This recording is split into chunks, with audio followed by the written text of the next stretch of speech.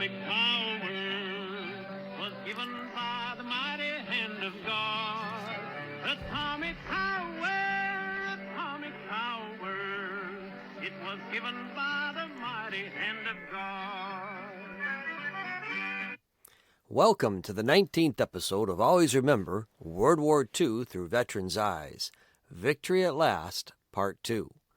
When Germany unconditionally surrendered and victory in Europe, or VE Day, was announced on May 8, 1945, American GIs were in a mood to celebrate.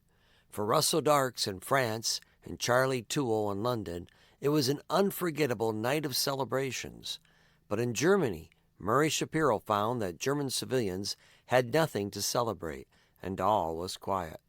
Tom Carr wanted to celebrate, but he was too busy recovering from war injuries in a Czechoslovakian hospital. Within days of VE Day, Tom Morris had to establish a camp for German POWs and civilian refugees who now numbered in the thousands. Lloyd Huggins was already questioning whether the Soviet soldiers, our so-called allies, were any better than the Germans we defeated when he was kept awake all night by the screams of German women being raped in the Soviet-occupied quarter. Harry Koty figured he was pretty lucky. His 97th Infantry Division was one of the first to be sent home to the U.S. Then he learned they were sent home so quick so they could be redeployed in the Pacific. But his luck continued. En route, the Japanese surrendered, and Koty had an enviable assignment once he arrived to occupied Japan, guarding a house full of Geisha girls and preventing GIs from visiting them. The invasion of mainland Japan was expected to be costly for both American and Japanese lives. 370,000 Purple Heart medals were ordered by the U.S. Army in preparation for the invasion. They weren't needed. Instead, the U.S. became the only country in history to drop the atomic bomb, first in Hiroshima, killing 80,000, then in Nagasaki, killing 70,000. Almost all of the dead were civilians. Fearful that more cities would soon be obliterated, Japan quickly surrendered. While the U.S. actions remain controversial even to this day, most GIs supported the decision and credited the dropping of the bombs with saving their lives and that of their buddies.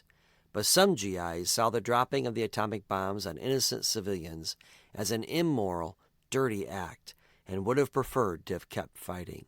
In any case, all of the GIs fighting in the Pacific were glad the war was finally over when VJ Day was announced. These stories and more in Part 2 of our Victory at Last episode. During the 1990s, while serving as a teacher with the Department of Defense dependent schools in Bad Kreuznach, Germany, my family and I visited many of the sites associated with World War II, from the beaches of Normandy, where the D-Day landings took place, to the Ardennes forest where the Battle of the Bulge was fought, to the death camps of Auschwitz, Buchenwald, and Dachau. We saw what was at stake in World War II, when not only democracy in the U.S., but throughout the world hung in the balance. I began to write to World War II veterans to thank them for their service. I sent them pictures of the sites we visited. I invited them to share their stories with me, and I promised to keep them alive in the classes I taught. What I never could have anticipated was that veterans shared their stories with their buddies and printed my letters in their reunion newsletters. I was soon corresponding with approximately 140 World War II veterans, 20 of whom received the nation's highest honor, the Medal of Honor. I had more material than I could ever use in the classes I taught. To keep my promise, I wrote Always Remember World War II Through Veterans' Eyes and launched this series of podcasts, which are based upon the book. Russell J. Darks had been reassigned to a training battalion in Champagne, France, when the war ended on May 8, 1945. What a celebration that night! The French ladies wanted to dance with every American soldier they could find. All you could hear was a chorus meaning of a song named Fini la Guerre, meaning the war is over. Of course, the Americans as well as the French were happy that the war was over. Jubilant as he was, Dark's thoughts soon turned to a solemn vow that he had made with 3 other C Company officers back in North Africa at the start of the war, during their invasion training. It was a vow he couldn't forget. In our tent one evening just prior to bedtime, and thinking of what may lay in the future, we agreed that any of us who may survive the war would make a deliberate effort to contact the families of any of us who may not have survived, in order to let them know just what might have happened. The 4 of us making this vow were Captain Horton from Pagadon, South Carolina, Lieutenant Greenlee from Milford, Delaware, Lieutenant Nobles from Macon, Georgia, and Lieutenant Russell Darks from Lebanon, Pennsylvania. Lieutenant Greenlee was killed in action on the 12th of September, 1943, by German mortar fire on a dusty mountain road outside of the town of Maiori, Italy. Captain Horton was killed in action in early December 1943 by German sniper fire on Mount Samiruco, Italy. Little Nobles was killed in action on the 30th of May, 1944, in the vineyards near Velletri, Italy, by German machine gun fire. Russell Darks, by the grace of God, was the only survivor of the 4 of us who made that vow. When Darks finally returned home, he honored his vow even as he celebrated another that he had taken with his young wife.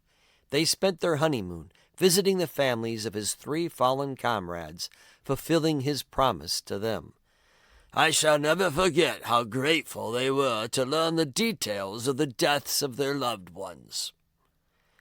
Murray Shapiro of Chatsworth, California, was in Germany when VE Day was announced.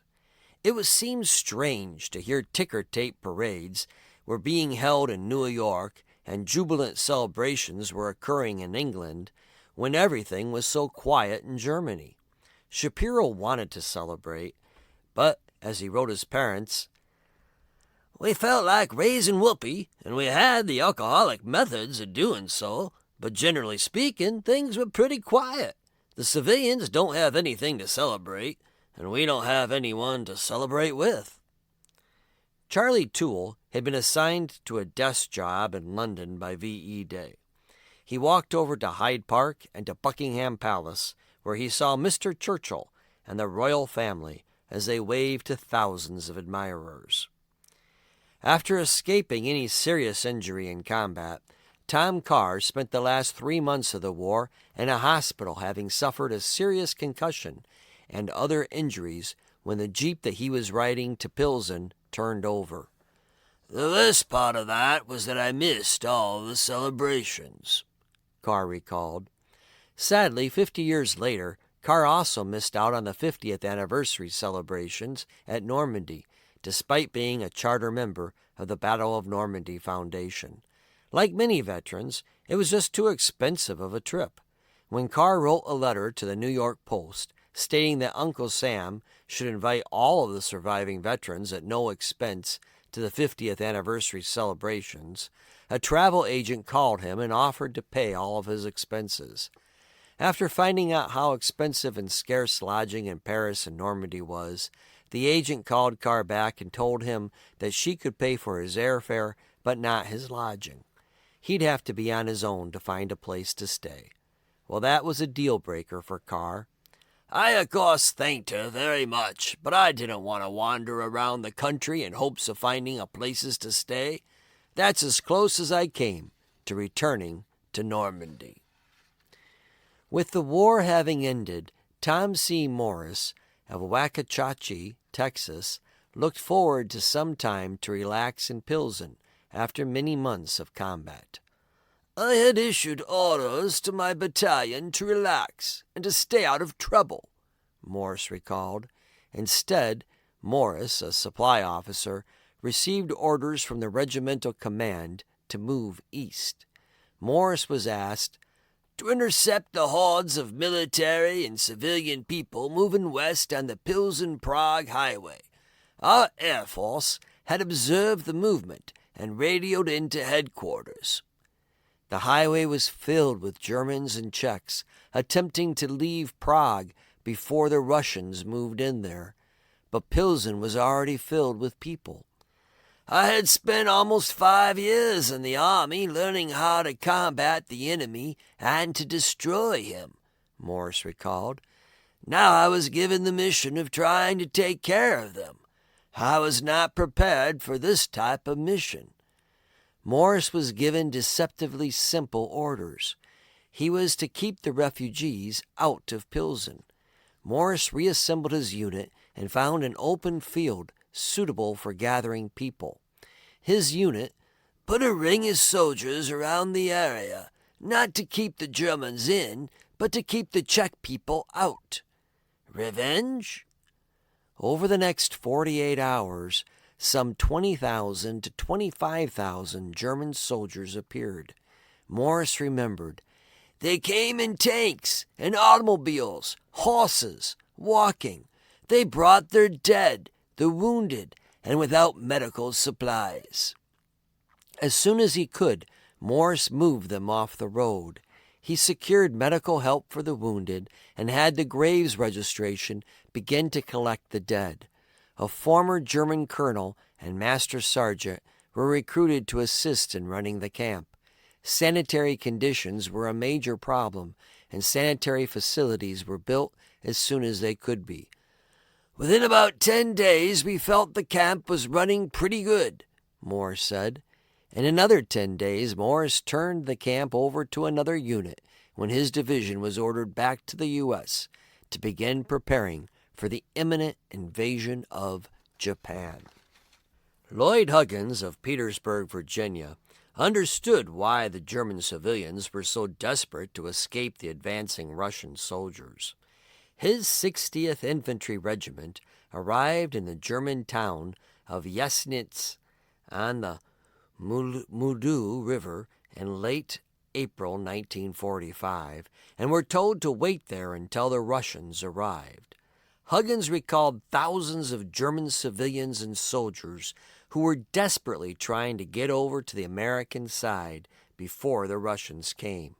Huggins' regiment was told to hold a bridge and prevent the Germans from crossing. Several people were shot trying to swim in the river, he remembered. When the Russians finally came, Huggins learned only too well why the Germans had tried to flee in panic.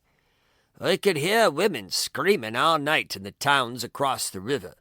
They were from a Mongolian division and about as hard to control as a troop of monkeys.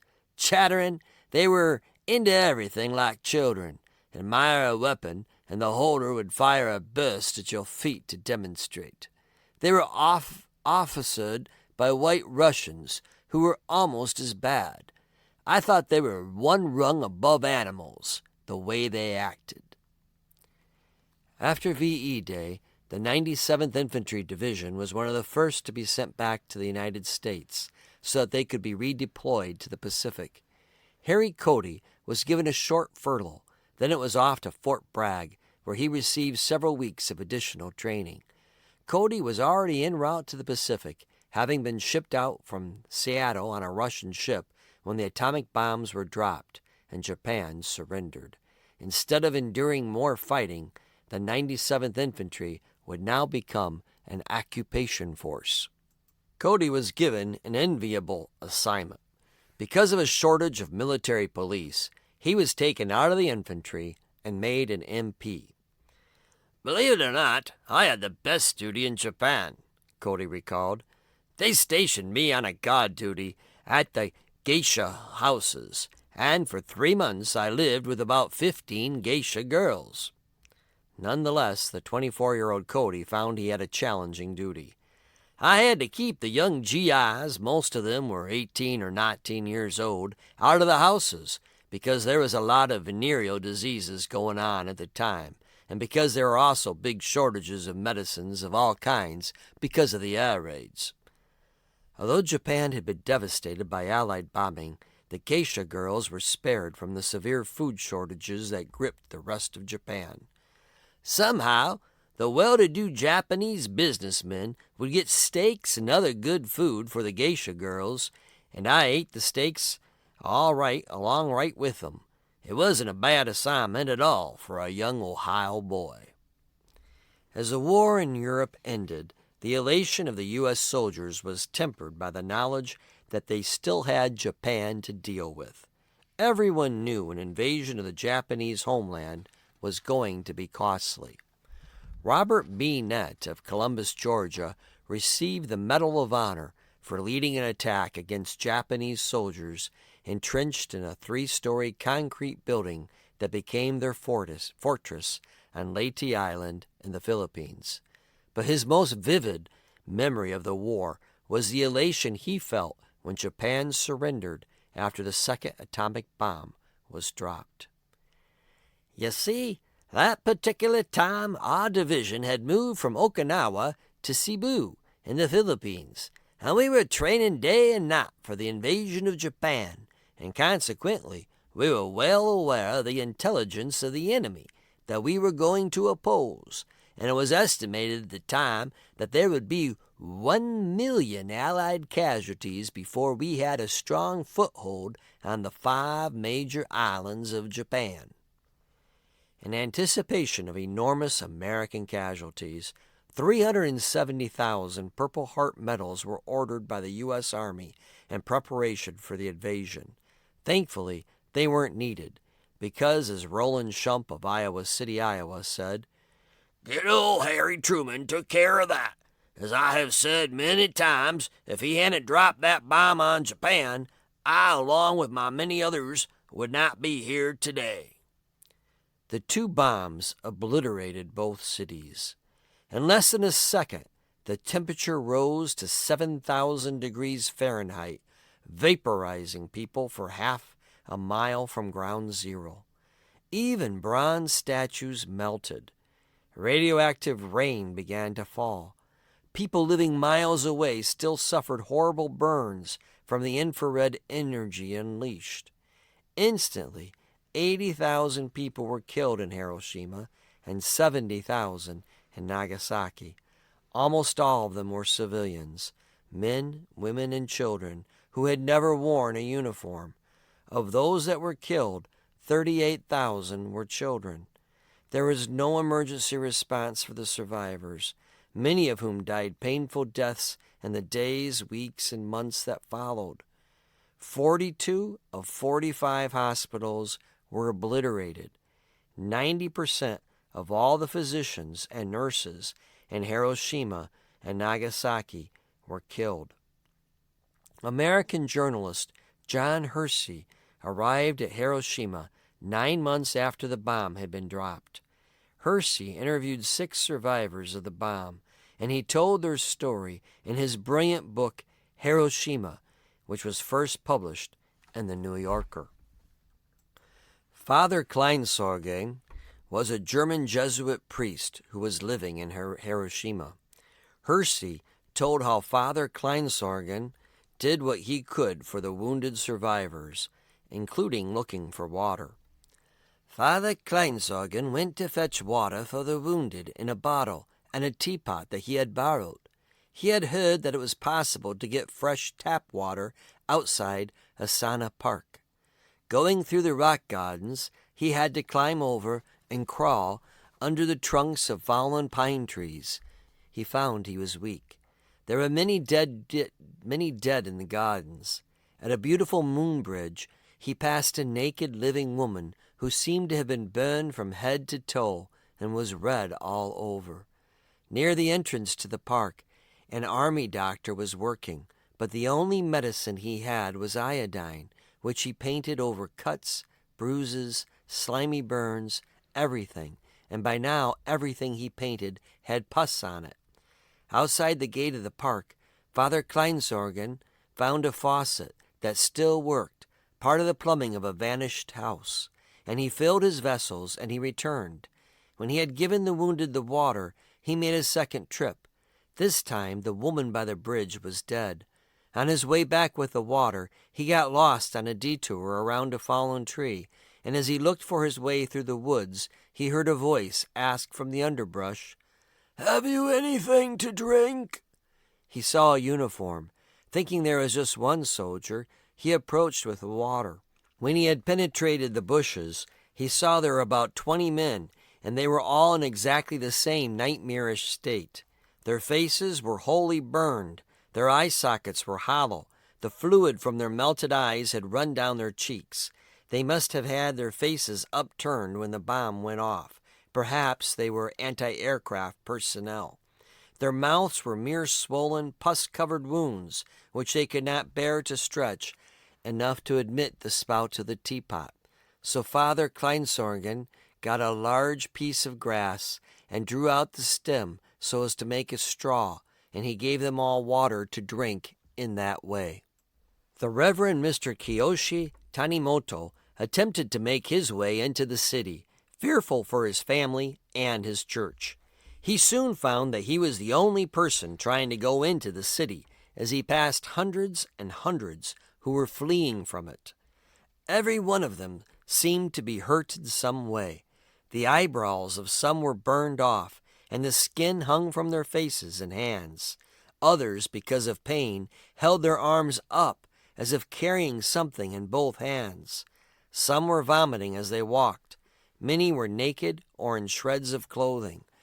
On some undressed bodies, the burns had made patterns of undershirt straps and suspenders, and on the skin of some women, since white repelled the heat from the bomb and dark clothes absorbed it and conducted it into the skin, the shapes of flowers they had on their kimonos.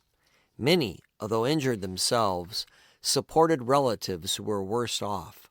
Almost all had their heads bowed, looking straight ahead, were silent, and showed no expression whatsoever. Dr. Sasaki was the sole uninjured doctor at the Red Cross Hospital. While 80,000 people had been killed instantly at Hiroshima, another 100,000 were wounded, 10,000 of whom staggered to the Red Cross Hospital, one of the only hospitals still standing. Nothing could have prepared Dr. Sasaki for trying to care for so many. Mixed in with the abrasions and the lacerations which most people in the hospital had suffered, he began to find dreadful burns.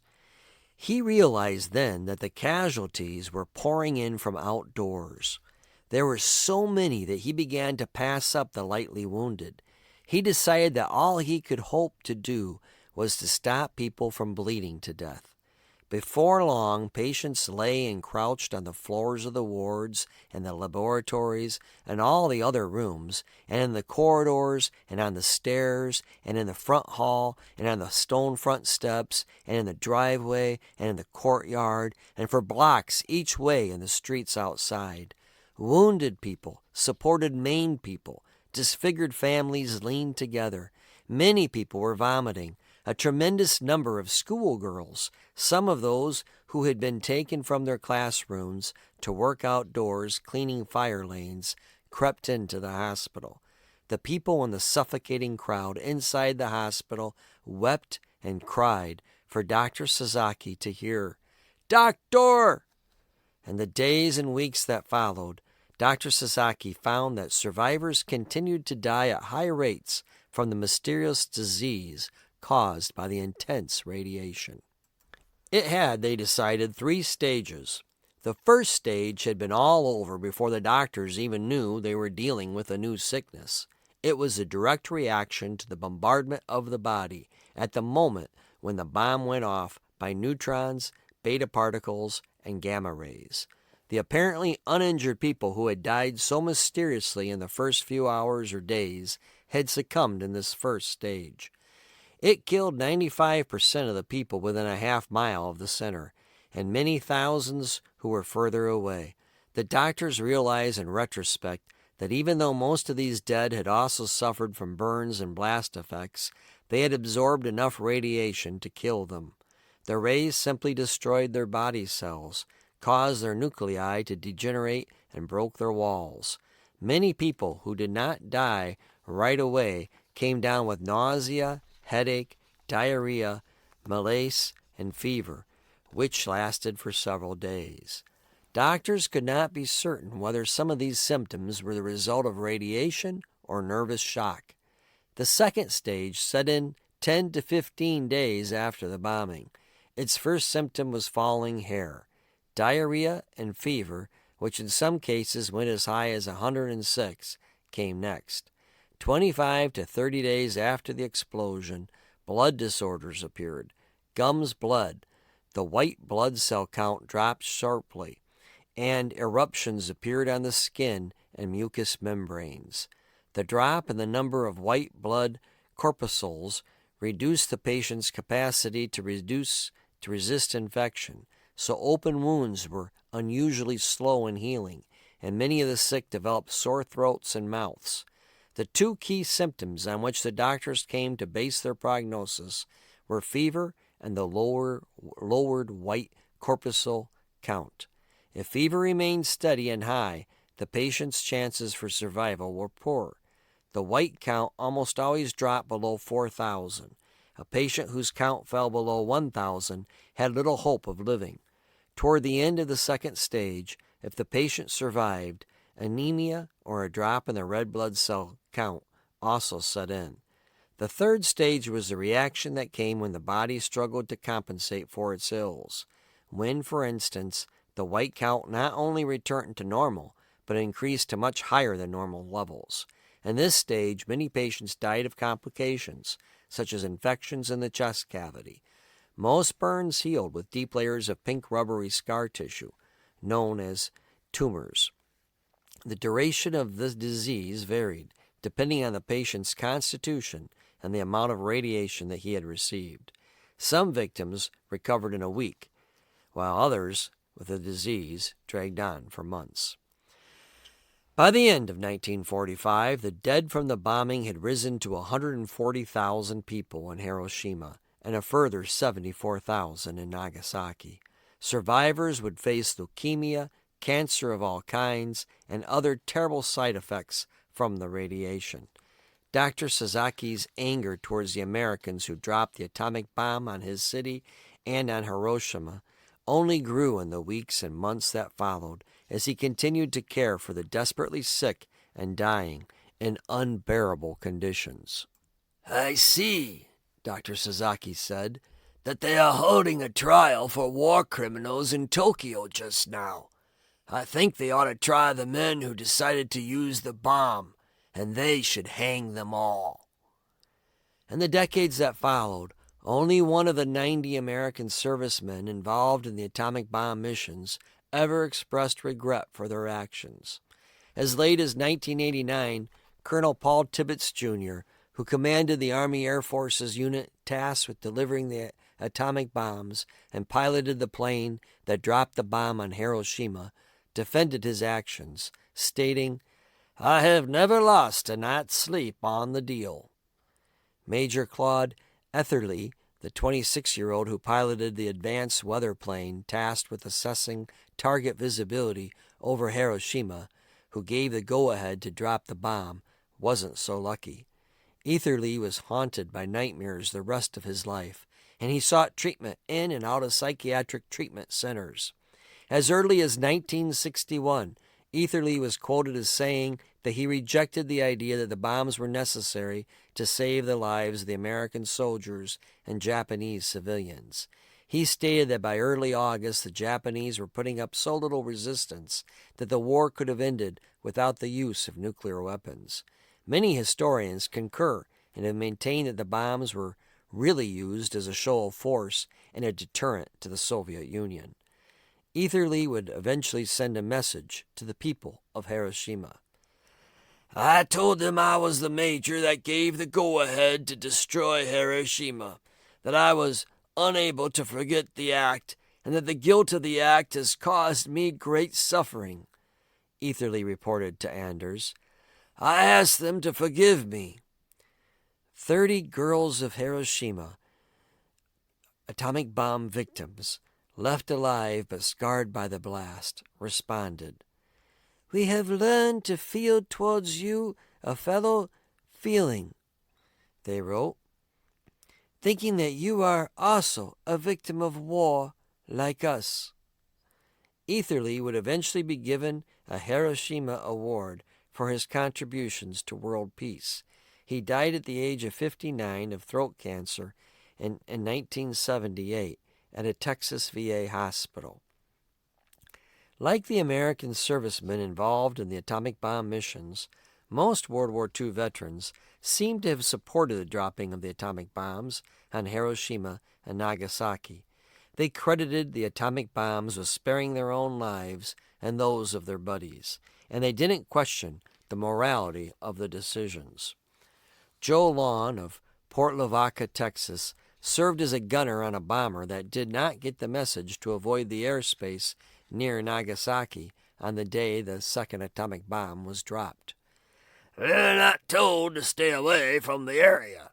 After we got near Nagasaki, the funnel cloud shot spread out and rose straight up, and we were on the right side of it.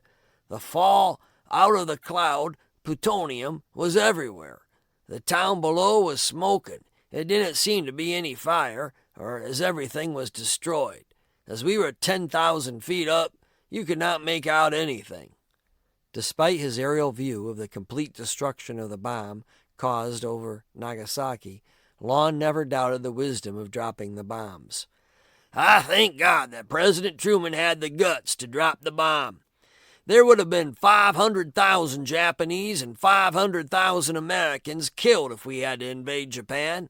They were whipped, but had thousands of young Jap officers and civilians that were ready to die for the Emperor, and they were not ready to surrender." Any doubts veterans may have had were often erased by the belief that the atomic bombs saved their lives and those of their buddies by ending the war sooner. Ralph Keller considered President Harry S. Truman the most important man in his lifetime because of his decision to drop the 2 atomic bombs on Japan.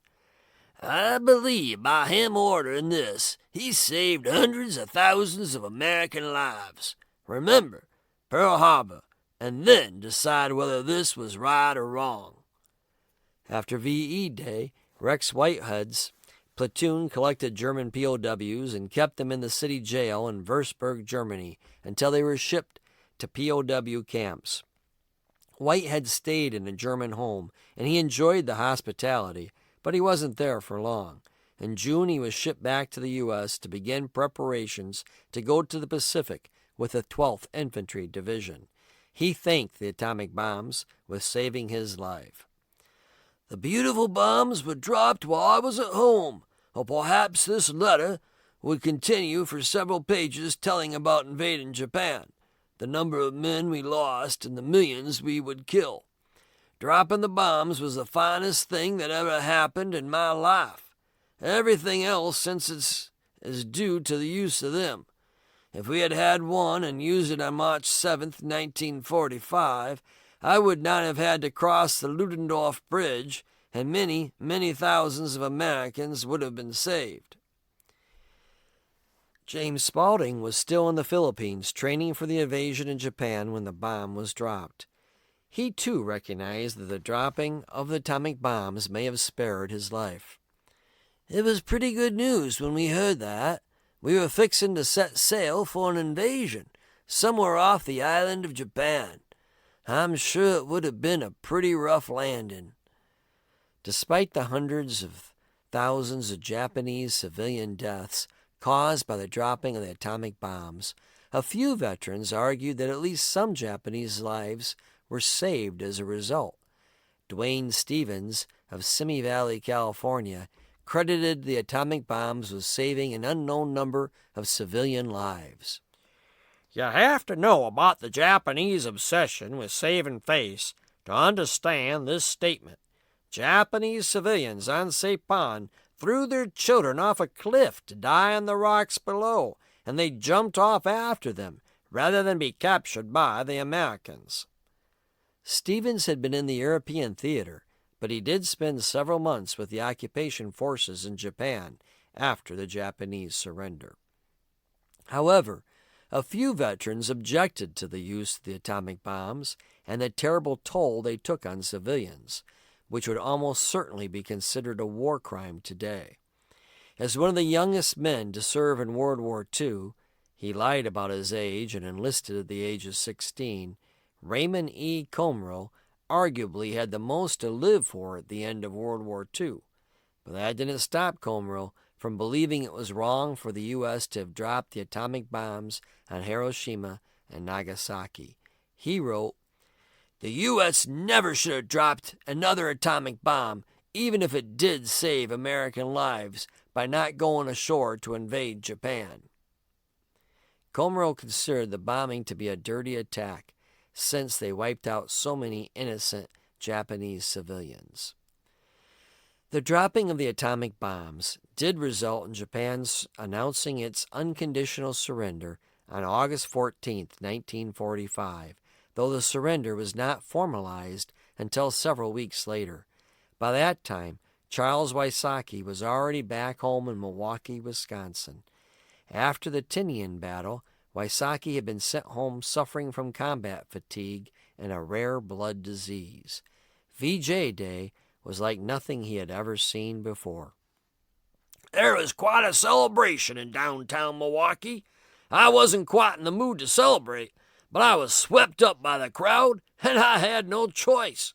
Many of the young ladies in the crowd just took over, and when I finally was able to get away and get home, I looked like I went through another battle. I was covered with lipstick, powder, and confetti. I was very happy that the war was over, and my buddies would be coming home soon. 2 weeks later, Japanese officials signed the formal surrender aboard the USS Missouri in Tokyo Bay, just off of Yokohama, Japan. James Spaulding was in the harbor when the peace treaty was signed. Afterwards, Spaulding recalled it felt a little like the 4th of July, with soldiers shooting off their rifles. VJ Day meant the war was over at last. Johnny would soon be marching home. After 26 months, Spaulding couldn't wait to get back to the U.S. and to his young bride, Eva May, who had spent his absence living with his parents in Searcy, Arkansas. Hiroshima and Nagasaki paid a big price for their sins. When scourged from the face of earth, their battle could not win. But on that day of judgment, when comes a greater power, we will not know the minute, and we will not know the hour. Atomic power. Our song today, Atomic Power, was written by Fred Kirby shortly after the bombing of Hiroshima and warned about its misuse. If you liked this podcast of Always Remember World War II Through Veterans' Eyes, please leave us a review on whatever podcast network you use. Follow our podcasts and tell your friends. New episodes come out bi-weekly. You can find the companion book on Amazon.com. Until next time, thank you for remembering our World War II veterans.